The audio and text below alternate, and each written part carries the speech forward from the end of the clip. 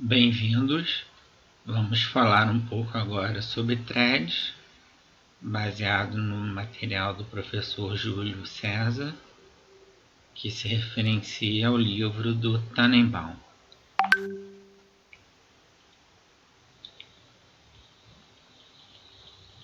Nós já vimos processos.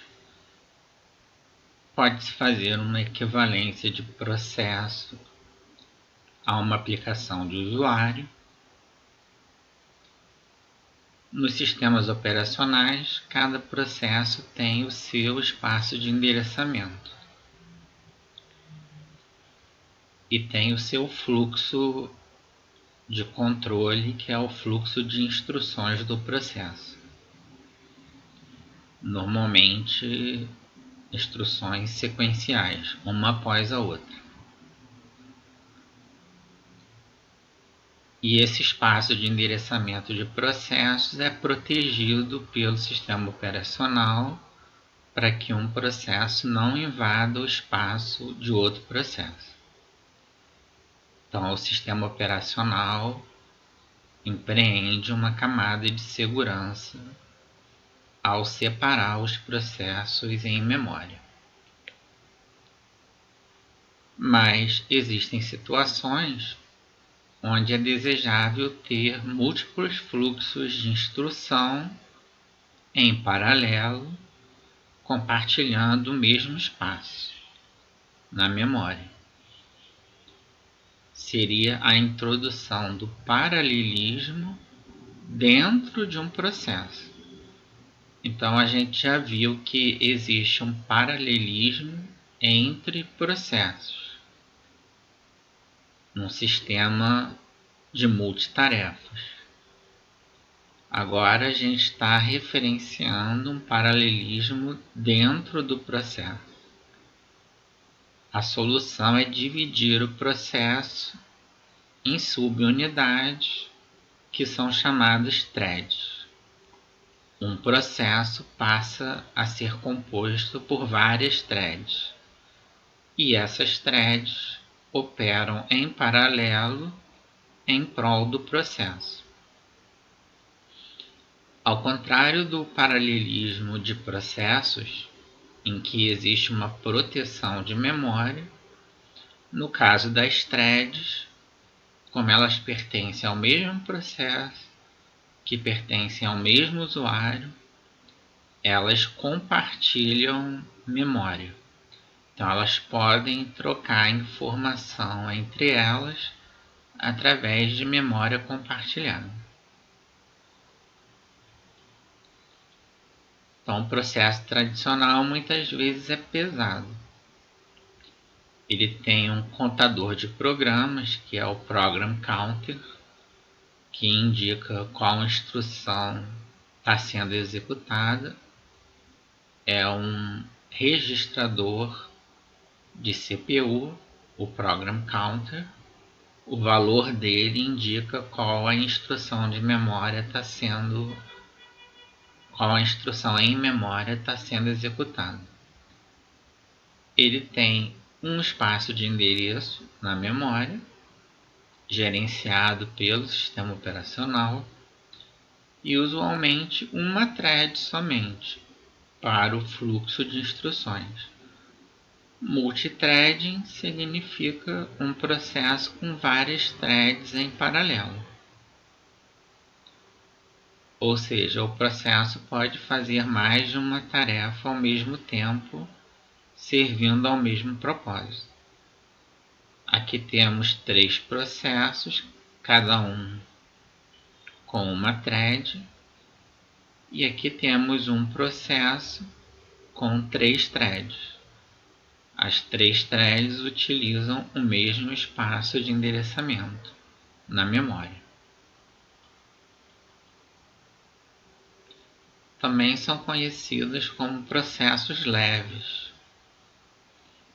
Permite que os processos realizem mais de uma tarefa simultaneamente. A CPU vai alternar entre as threads, dando a impressão que elas estão executando em paralelo. Isso se for mapeado todas as threads na mesma CPU. A vantagem hoje é que os computadores possuem mais de uma CPU, então podemos ter várias threads operando em paralelismo real, cada thread ocupando uma CPU.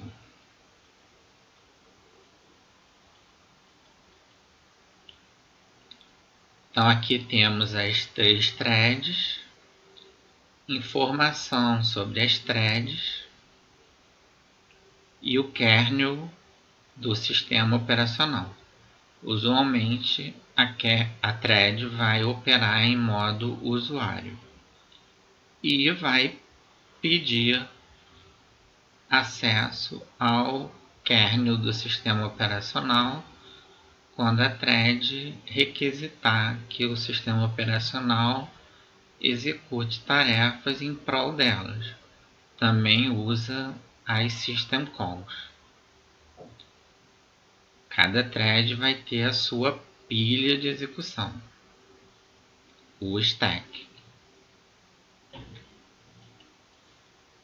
Então, além de ter a sua pilha de execução, tem os seus registradores, o seu contador de programa, as suas variáveis, os arquivos que foram abertos, toda a informação referente ao contexto.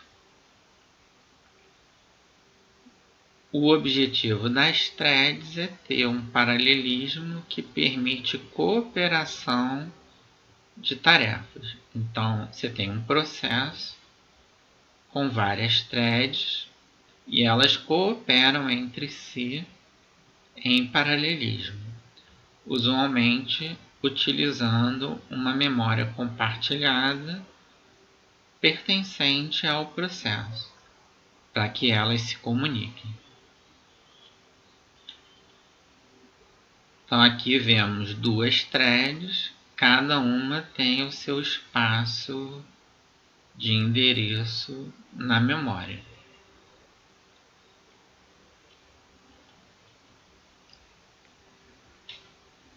Então, não é necessário que uma thread seja protegida da outra, porque diferente dos processos que podem pertencer a vários usuários, e daí é necessário que o processo se comunique com o outro através do sistema operacional, as threads pertencem ao mesmo usuário.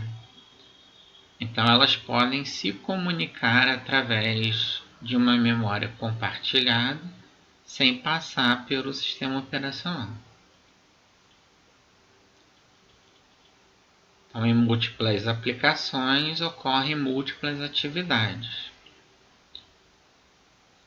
É mais fácil de gerenciar do que os processos. Processo é que possui recurso próprio.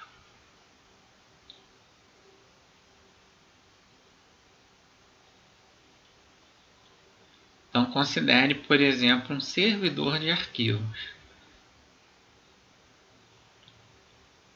instalado numa máquina servidora. Então, tem o sistema de arquivos nessa máquina servidora com vários arquivos armazenados. Ele recebe diversas requisições de leitura e escrita nos arquivos, essa máquina servidora, e por conseguinte o processo servidor. Para melhorar o desempenho, o servidor mantém em cache os arquivos mais recentes. Quando uma requisição é feita, uma thread é alocada para o seu processamento. Se uma thread for bloqueada, esperando a transferência de arquivos, ou seja, que o arquivo saia do sistema de arquivos, seja enviado pela rede para o cliente, então ela está esperando, pois ela está atendendo uma requisição de cliente. as outras threads podem continuar atendendo outras requisições. Elas não precisam ser bloqueadas, porque uma das threads foi bloqueada. Então isso ofere um grande paralelismo no serviço oferecido pelo servidor de arquivos aos vários clientes que requisitam leitura e escrita nesses arquivos, usualmente pela rede. O servidor vai estar numa máquina e os clientes vão estar em outra máquina. Podemos considerar um navegador web também. Então, muitas páginas web contêm muitas figuras, muitos objetos web que devem ser mostrados em paralelo quando a página é carregada. Para cada figura, para cada objeto web, o navegador estabelece uma conexão separada. Para isso, ele utiliza múltiplas threads. Cada thread vai estabelecer uma conexão. E cada thread vai ser responsável por requisitar um determinado objeto web da mesma página. Então, o navegador é um outro exemplo de processo que se beneficia do uso de múltiplas threads, tal como o servidor de arquivos.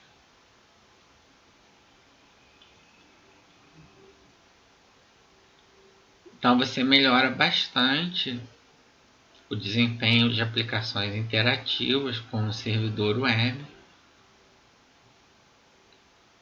que serve a vários clientes web simultaneamente. Então é parecido com o servidor de arquivos.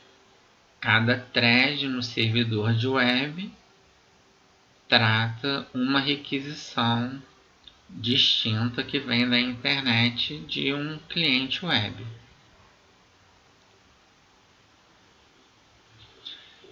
O chaveamento entre as threads é mais barato do que o chaveamento entre processos.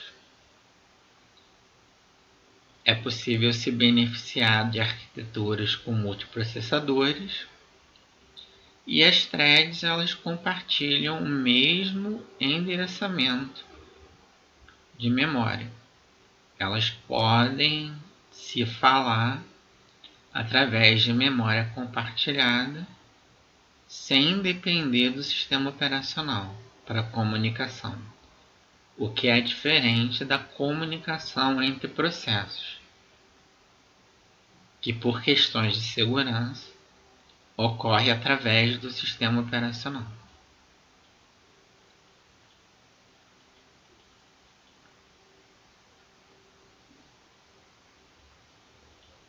Usualmente as threads estão em modo usuário. Aqui temos 3 threads, aqui um espaço compartilhado, aqui temos um outro processo com 4 threads, mas elas têm permissão de execução no modo usuário. Se depender do sistema operacional para uma tarefa, vai ser emitida uma system call, a thread será bloqueada e o sistema operacional vai atender a system call, aí sim em modo kernel.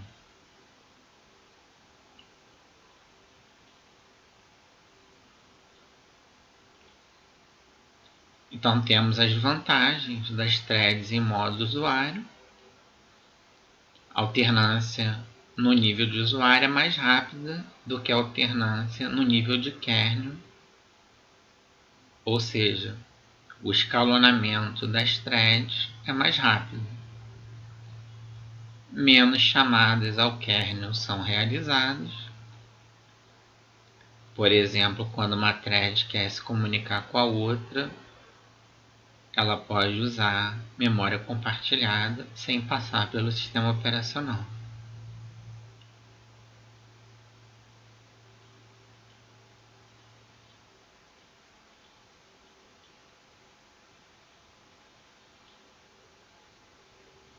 Mas existem casos em que as threads operam em modo kernel. Muitos processos do próprio sistema operacional são divididos em threads. E aí, por serem processos do sistema operacional, essas threads acabam operando em modo kernel, porque elas fazem parte do kernel do sistema operacional. É isso. Posteriormente, passaremos ao próximo tema.